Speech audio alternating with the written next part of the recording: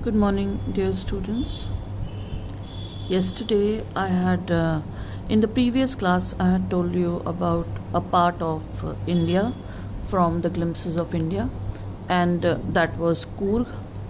Now, today we'll come to the first part, and that is a baker from Goa. Let's come to the chapter. This is a pen portrait of a traditional Goan village baker who still has an important place in his society.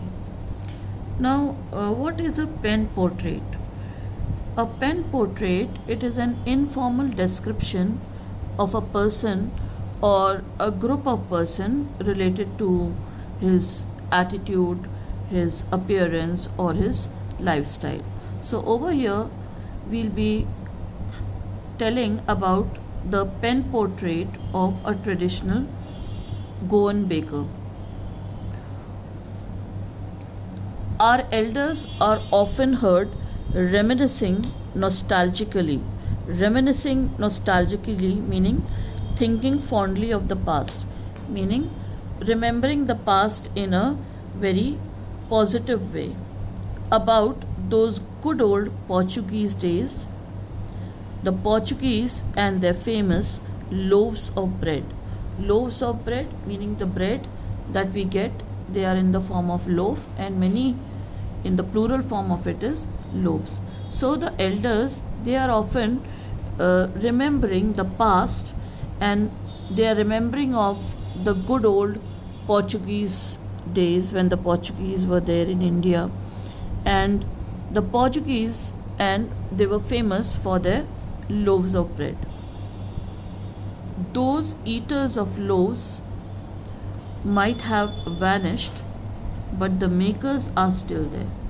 Meaning the Portuguese, they might have vanished, but the people who eat, they are still there.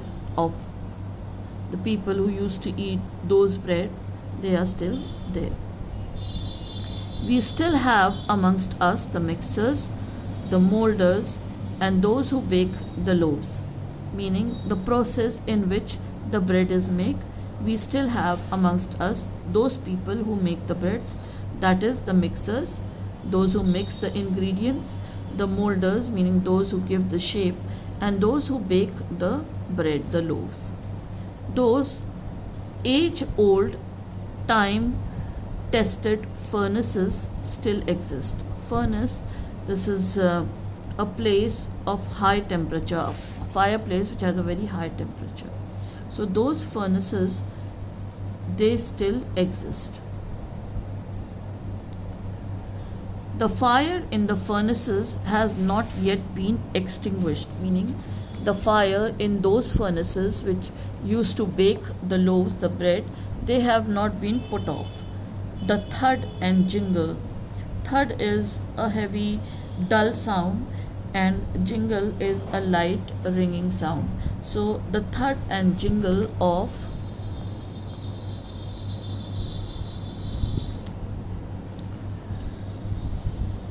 the traditional baker's bamboo heralding his arrival in the morning can still be heard in some places. Meaning the jingle, that is some thing that was there in the bamboo which made a sweet sound, that and the thud of the bamboo, that which signified the coming of the baker in the morning, that can still be heard in some places still. Maybe the father is not alive, but the son still carries on the family profession. So it has been passing down from one generation to the other. The father may not be alive to carry on this occupation, but the son, he proudly carries on this profession. And these bakers are even today known as padder in Goa. So in Goa, these bakers who bake the bread, who make these breads, they are still there, and they are known as padder. During our childhood in Goa, the baker used to be our friend, companion, and guide. a friend, a companion, and a guide. So, a person who guides the way, who may give you a good advice, a companion who's there with you, and a friend, meaning friendly. He used to come at least twice a day. So, the baker, when the author was a child at that time, the baker, he used to come twice a day. Once when he set out in the morning on his selling round. So once in the morning when he used to take the loaves of bread and go on his round to sell them off, and then again when he returned after emptying his huge basket, and then again in the evening when he used to come back after selling off his loaves with his empty huge basket. The jingling thud of his bamboo woke us up from sleep, and we ran to meet and greet him. So, remembering his childhood, that the jingling and the thud of the bamboo of the baker, it used to wake up the author and his people and from sleep, and they used to run to meet and greet him. Why was it so? Now, what was it that was attracting the children towards the baker? Was it for the love of the loaf? So, the question that the author puts was that, was it because they loved the bread, they loved the loaf that he was selling? Not at all. And he gives the answer that no, it was not the love for the loaf of the bread. The loaves were brought by some Paskins or Bastin, the maid servant of the house. Now, saying that the loaves, they were fetched by some maid servant by the name of Paskin or Bastin. What we longed for were those bread bangles which we chose carefully. Sometimes it was sweet bread of special make.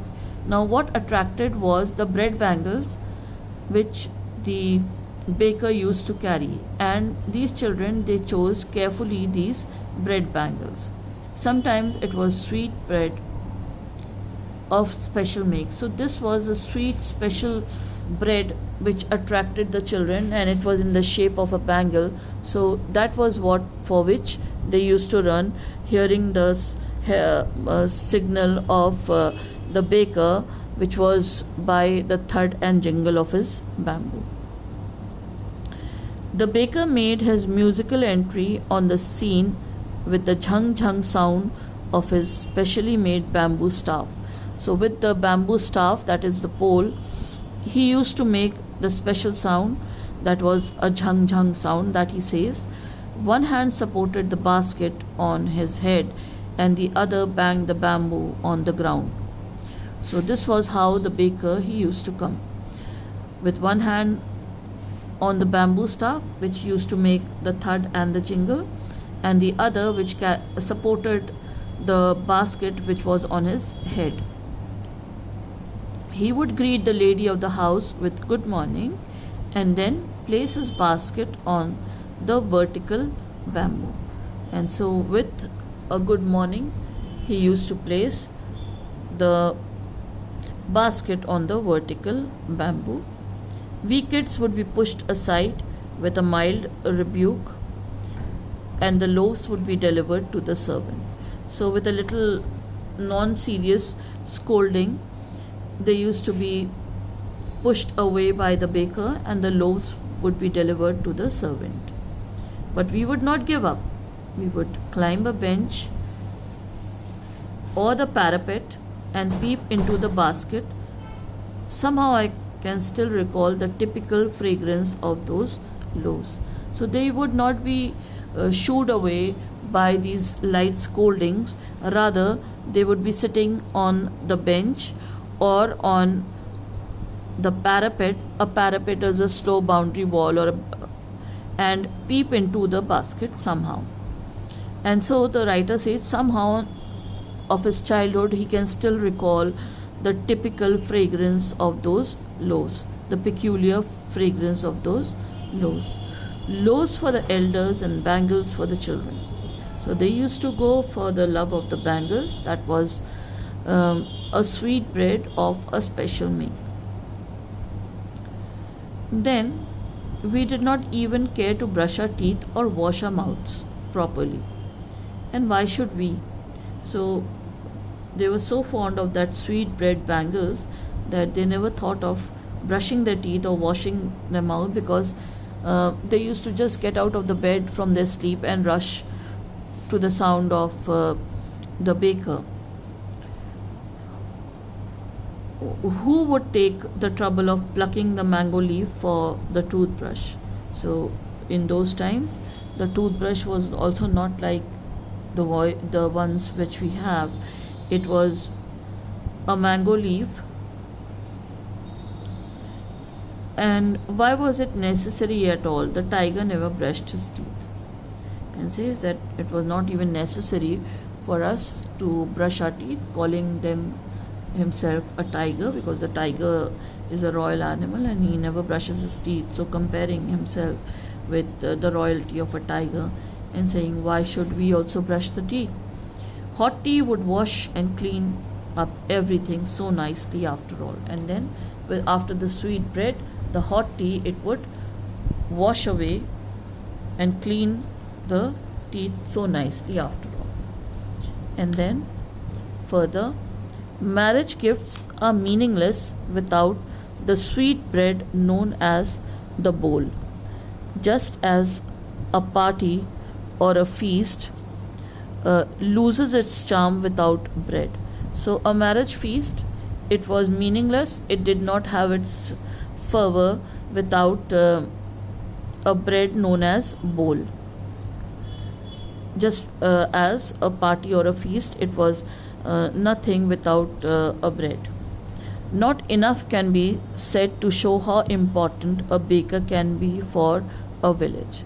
So at that time, a baker was very important for a village because of the bread, the different type of bread that was required for the wedding, for the marriages. The lady of the house must prepare sandwiches on the occasion of her daughter's engagement. So even in the engagement, the lady of the house, she had to prepare special kind of sandwiches. Now for the sandwiches also bread was a requirement. Cakes and bolenhas are a must for Christmas as well as other festivals. Now bolenhas are coconut cookies. So cakes and bolenhas were also a must, and that too for festivals as well as an important festival over there, that was Christmas. Thus the presence of the baker's furnace in the village was absolutely essential. So very essential was the presence of a baker's furnace as well as a baker in the village because of the above reasons. The baker or bread seller of those days had a peculiar dress known as kabai. Now, how did the baker dress up? So the baker or bread seller of those days, they had a peculiar dress known as kabai. It was a single piece long frock reaching down to the knees, and it was somewhat like a frock which was reaching down towards the knees. In our childhood, we saw bakers wearing a shirt and trousers which were shorter than full length ones. So in the childhood, they had seen the baker wearing shirt and trousers, and the trousers were shorter than the full length trousers and longer than the half pants, and longer than the half pant, just like the capris that we have. Even today, anyone who wears a half pant which reaches just below the knees invites the comment that he is dressed as a padder. So anyone who is dressed with a pant which is more than the knees, so he is called that he is dressed like a padder. The baker usually collected his bills at the end of the month. So in every day he used to give the bread, and about his payment he used to collect at the end of the month the bills. Monthly accounts used to be recorded in some wall in pencil. So in any of the wall, the monthly accounts, they were recorded with a pencil. Baking was indeed a profitable profession in the old days. So, as I told you, in the different occasions, the bread was required, so baking was a very important profession in those days. The baker and his family never starved. So, because it was a good profession, so the baker and his family, they never starved. He and his family and his servants always looked happy and prosperous.